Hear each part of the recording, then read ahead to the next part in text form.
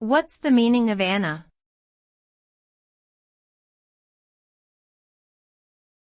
Anna.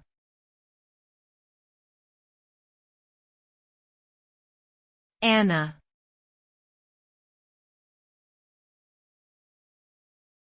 Anna.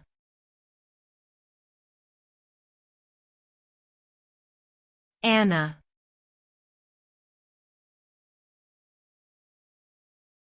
Anna.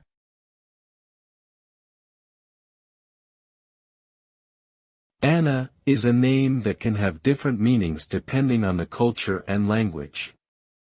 In Hebrew, Anna means grace or favor. In Arabic, it means righteous, virtuous, or pure. In Sanskrit, it means food or nourishment. Additionally, Anna is also used as a word in some languages to refer to cooked rice. Overall, the meaning of Anna is usually associated with positive qualities such as elegance, beauty, purity, and nourishment.